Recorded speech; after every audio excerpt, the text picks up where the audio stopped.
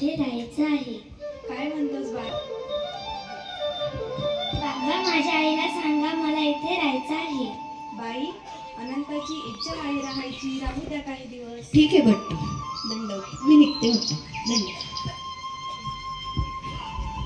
अशा प्रकारे छोटासा अनंता भट्टोबासांच्या सन्निधानामध्ये राहण्याला फार उत्सुक झाला आणि भट्टोबास आपल्या छत्रछायेखाली छोट्याशा अनंताला धार्मिक संस्कार देऊ लागले.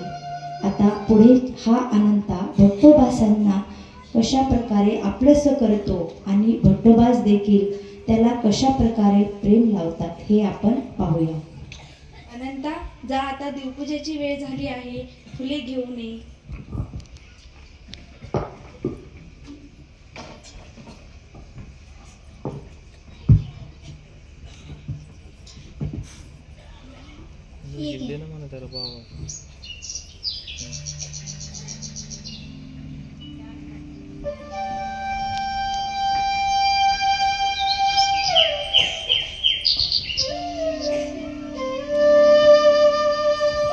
लहान असा छोटासा अनंता भट्टोबासांच्या सन्निधानामध्ये एवढा रमून गेला की त्याला आपले आई वडील गाव कुठलीही त्याला आठवण येत नसे.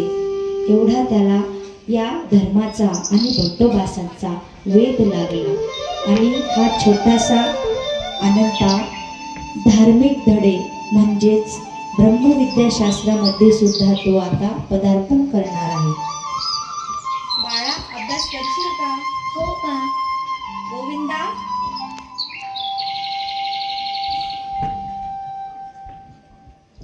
जवळ माईक धरून बोल.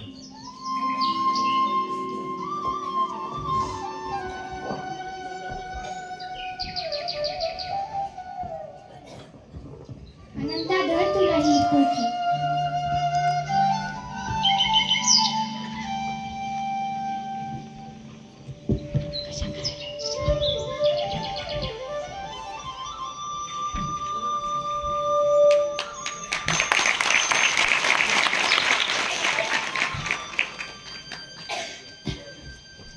छोटासा अनंता आता धार्मिक धडे गिरवू लागला.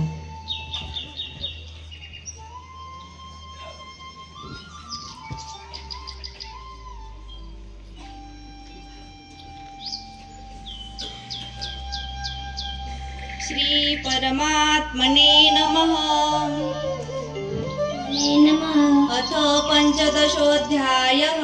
अथ पंचशोऽध्यायः. श्रीभगवानुवाच. श्रीभगवानुवाच. ऊर्ध्वमूलमदशाखम्. ऊर्ध्वमूलमदशाखम्. अश्वत्थं प्राहुरव्ययम्. अश्वत्थं प्राहुरव्ययम्. छन्दांसि यस्य पर्णानि. छन्दांसि यस्य पर्णानि. यस्तं वेद स वेदवित्. यस्तं वेद स वेदवित्. हा श्लोक तू पाठांतर कर, उद्या मनन दे.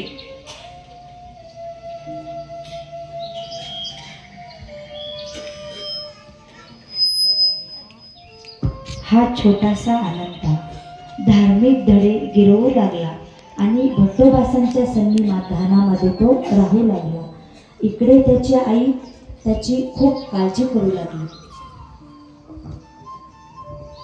इकडे त्याची आई खूप काळजी करत होती आणि तिला अनंताची अचानक आठवण आली आणि ती म्हणू लागली, अरे बापरे, किती दिवस झाले मी तर अनंताला भेटलीच नाही. कसा असेल माझा अनंता? बरा तर असेल ना? मी त्याला भेटायला जाऊ का? निरोप पाठवू? भेटायलाच जाऊन येते आणि त्याला घेऊन पण येते.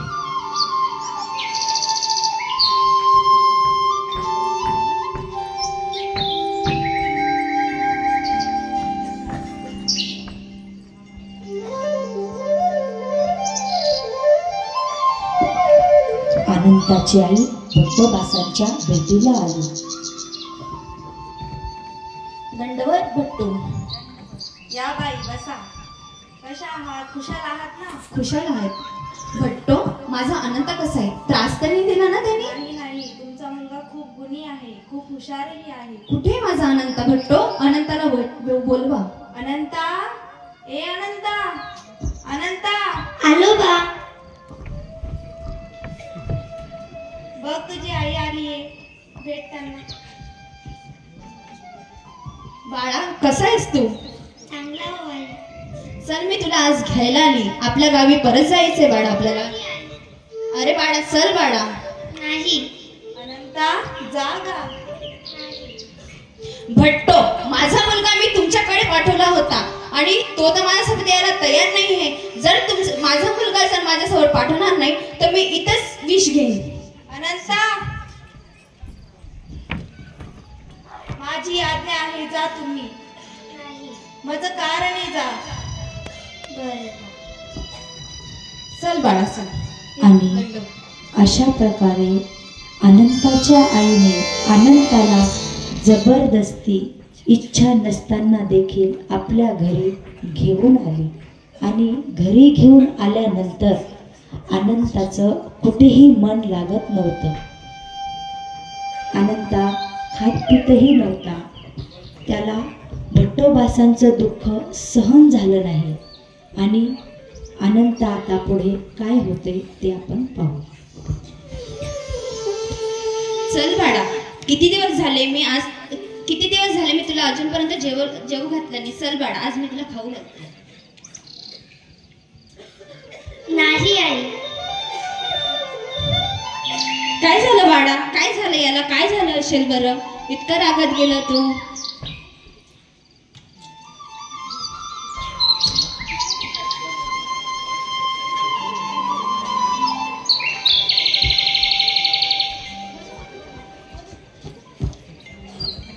अनंताच्या आईला काळजी वाटू लागली. एवढूसं पोर जेवत नाही. त्याची आई चिंतेने ग्रस्त झाली आणि अनंताला परत सर्व पसारा आवरून पुन्हा अनंताकडे गेली. अनंता, ए बाळा. रे बाप रे, इतकं अंग कसं तापलंय तुझं? ए बाळा काय झालं? ए बाळा काय झालं? बोल ना. आई, मला बरं वाटत नाही आहे. असं वाटतंय मी वाचणार नाही. अरे बाळा असं नको म्हणू. माझ्यासाठी तू एकुलता एक आहे. बाळ असं नको म्हणू रे. काही नाही होणार तुला. अशा प्रकारे अनंताची आई खूप गयावया करू लागली. पण अनंताला एवढा ज्वर आला आणि त्या तापामध्ये अनंता आपल्या आईला म्हणतो, आई तू भट्टोबासांना म्हणालीस की माझ्यासोबत त्याला पाठवा, नाहीतर मी विष खाईन. आई तू आता त्या काळाला म्हणशील का ग की माझ्या अनंताला नेऊ नका, मी इथे तुमच्यावर विष खाईन, असं म्हणशील का ग आई? बोल ना ग आई, म्हणशील का ग आई? आणि एवढा शब्द ऐकून छोट्याशा अनंताने पटकन मान खाली टाकून दिली आणि एवढ्यातच त्याच्या आईने मोठ्याने टाहो फोडला. अनंता, ए अनंता बाळा उठ ना रे. तुम्हाला सोडून जाऊ शकत. अनंता, ए अनंता उठ रे बाळा, उठ ना. अनंता मला सोडून जाऊ नकोस रे बाळा. अरे बाळा उठ ना. भट्टो, माझा अनंता गेला. माझ्या याच्यामुळेच माझ्या अनंताचा जीव गेला. मी किती पापी रे, मी किती दोषी रे देवा. भट्टो, माझा अनंता गेला. भट्टो, माझा अनंता गेला. अशा प्रकारे अनंताची आई टाहो फोडून रडू लागली, गयावया करू लागली आणि तिने तिच्या स्वइच्छेने भट्टोबासापासून आपलं मूलच दुरावलं नाही तर आपलं सर्वस्व गमावलं. अशा प्रकारे अनंताच्या आईने ना भट्टोबासाच्या संविधानामध्ये राहू दिलं नाही आपल्या जवळ. आणि त्याची आई खूप गयावया करून धाय मोकलून रडू लागली आणि हा सर्व प्रकार भट्टोबासांना समजला.